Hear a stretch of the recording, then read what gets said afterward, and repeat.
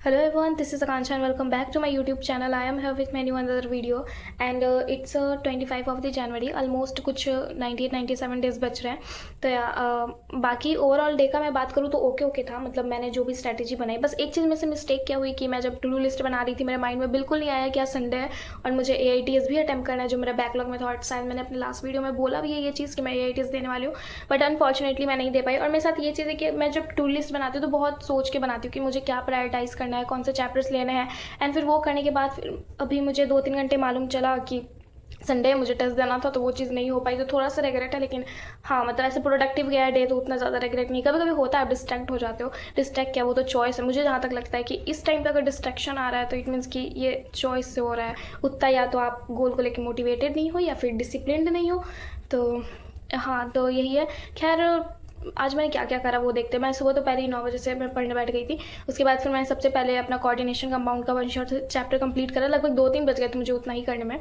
वो करने के बाद अभी क्वेश्चंस कुछ नहीं हुआ है, बस मैंने वन शॉट देखा है उसका, क्योंकि मेरा वो चैप्टर मैंने कभी अच्छे से किया भी नहीं था. ये मेरा फर्स्ट टाइम था चैप्टर का, तो कुछ भी क्वेश्चंस नहीं हुआ है. वो मैं कल करूँगी. कल के प्लानर में मैं जो भी NCERT पढ़ूँ, क्वेश्चंस करूँ या फिर PYQs करूँ, कल ही होगा. तो 2-3 बज गए मुझे बस वो चैप्टर की वन शॉट और उसके समझने में, नोट्स बनाने में बेसिकली.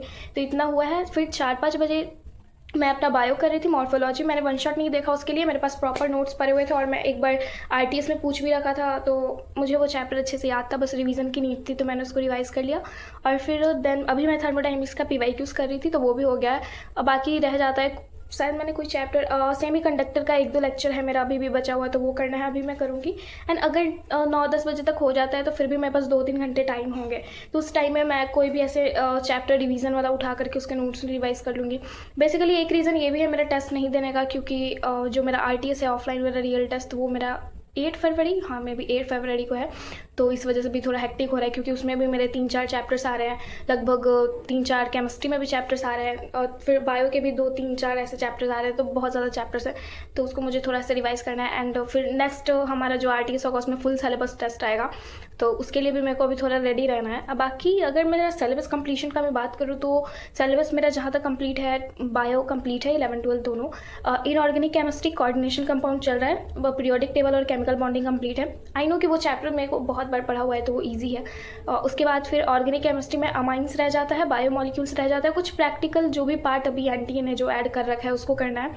उसके बाद फिर अमाइंस भी अभी मेरा चल रहा है, तो आई थिंक 2-3 दिन लगेंगे मुझको उसको भी कंप्लीट करने में, क्योंकि मैं फिजिक्स पे भी अभी प्रॉपर ध्यान दे रही हूँ. तो फिजिक्स में मेरे बच रहे हैं अभी अल्टरनेटिंग करंट खत्म ही हो गया है, बस क्वेश्चंस बाकी है, तो वो क्वेश्चंस करूँगी. EMW शायद, और मे बी और भी 1-2 चैप्टर से मॉडर्न फिजिक्स में साथ साथ कर रही हूँ. सलीम सर ने लेक्चर्स अपलोड करे, उसके साथ सेमी कंडक्टर भी साथ साथ चल रहा है. तो आई थिंक कि 10-15 दिन में तो मेरे हो जाने चाहिए सारे चैप्टर्स. बाकी फिजिकल केमिस्ट्री कंप्लीट है, कुछ प्रैक्टिकल वाला पोर्शन है वो करना है. अब देखो मेरा सिलेबस कंप्लीशन का मतलब ये नहीं कि मेरे को प्रॉपर आता है वो चैप्टर. ऑब्वियसली वो चीज़ मुझे टॉपिक मेरे माइंड में है, मैं एक बार पढ़ रखी हूँ तो उतना ज़्यादा मैं माइंड नहीं कर रही हूँ. मेरा बस अभी मेन मोटिव ये है सिलेबस कंप्लीट करके फिर वापस मेरे को उसको रिवाइज करना है. तो ऑब्वियसली फिर जब मैं उसको अच्छे से रिवाइज करूँगी तो फिर वो मेरे माइंड में आ जाएगा वो चैप्टर बेटर वे में. और टेस्ट में भी परफॉर्म करना है मुझे. और रही बात टेस्ट की, तो टेस्ट के लिए भी पूछ रहे थे कुछ लोग, तो टेस्ट में रियल टेस्ट भी देती हूँ, रैंकर्स भी है मेरे पास. रैंकर्स अभी मैंने एक भी अटेम्प्ट नहीं करा है. ऑब्वियसली मेरे पास बहुत सारे टेस्ट पेंडिंग में भी हैं, तो वो भी मुझे करना है, तो मैं फरवरी से करने वाली हूँ. और मैं फुल मॉक टेस्ट तो फरवरी में टच ही नहीं करूँगी, मैं मार्च में ही करूँगी. मार्च अप्रैल मेरा जो भी होगा फुल मॉक टेस्ट का होगा सेशन, क्योंकि तब तक मेरा रिवीजन भी हो जाएगा काफ़ी हद तक. और मेरा जो भी रिवीजन का ये रहेगा वो टेस्ट के थ्रू रहेगा, क्योंकि मैं रैंडम चैप्टर्स रिवाइज करूँगी तो शायद मैं ऐसा क्लैरिटी ना मिले या फिर मैं भूल जाऊँ चीज़ें. बट वही मैं टेस्ट को प्रॉपर पकड़ लूँगी, जो भी टेस्ट मेरा प्लानर बना हुआ है उसके अकॉर्डिंग. एंड मैं कुछ ऐसे 5-5, 6-6 चैप्टर्स करके रिवाइज करके एक वीक में दे दिया करूँगी. इससे होगा कि आप प्रॉपर वे में रिवीजन हो जाएगा. फुल मॉक टेस्ट भी मैं मार्च अप्रैल से स्टार्ट करूँगी, तो वो भी मेरा अच्छे से हो जाएगा. तो या अभी बस रिवीजन. आई थिंक मैं जितना बोल रही हूँ उतने फ्लो में हो भी, क्योंकि एक होता है कि आप जब एक्सपेक्टेशन रखते हो और नहीं होता है तो वो चीज़. बट टच वुड, क्योंकि अभी तक मैंने अपना विजन बोर्ड भी बनाया था इस ईयर का, जिसमें मैंने लिखा था कि मेरा मिड फेब तक तो सिलेबस मैं करके रहूँगी. And by the God grace कोई भी बैकलॉग नहीं अच्छा चल रहा है. मैंने बैच भी छोड़ दिया है, तो मैं वन शॉट से बहुत जल्दी कर रही हूँ, क्वेश्चंस काफ़ी ज़्यादा प्रैक्टिस कर पा रही हूँ.